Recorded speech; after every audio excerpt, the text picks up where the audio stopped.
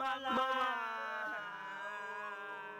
কিরে আর তখন নাক মুখে এত ব্যান্ডেজ কে আর তখন আবার কি হইলো?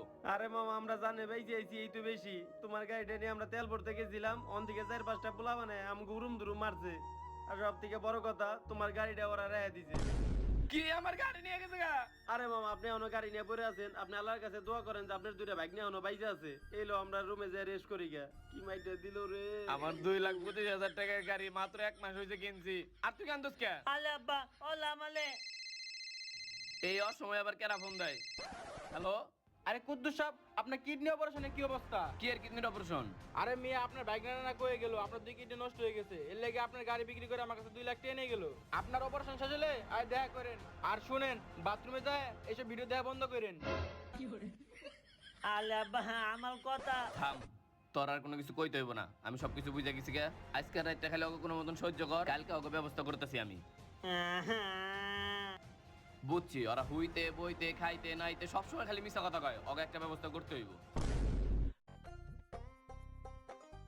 কিরে আজকে কই ঘুমাবি নিচে? না না আমি নিচে ঘুমাবো না, আজকে তোমার গুলোকে মাঝখানে ঘুমাবো। আচ্ছা আয় মাঝখানে আয়। ওই ভাই আমার ঠেলো না তোমার কাছে যাবো, এত ঠেলো না। চুপ থাক নাইলে কিন্তু এখন গায়ে হাত তুলুম।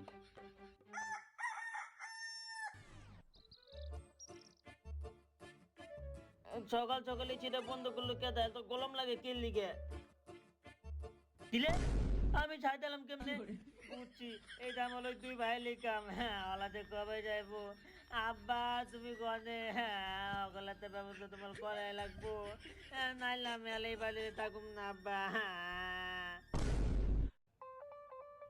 মামা বাড়ির আপেল তো সেই মজা। ও আম্মা আপদ বিদায় হয়েছে। ল বাসাই ল, তোর কাছে খবর আছে, A+ পাইছিস না? ও আম্মা আর জীবনে এই কাজ করুম না, ফেল করে এটা মামা বাড়ি পলাবো।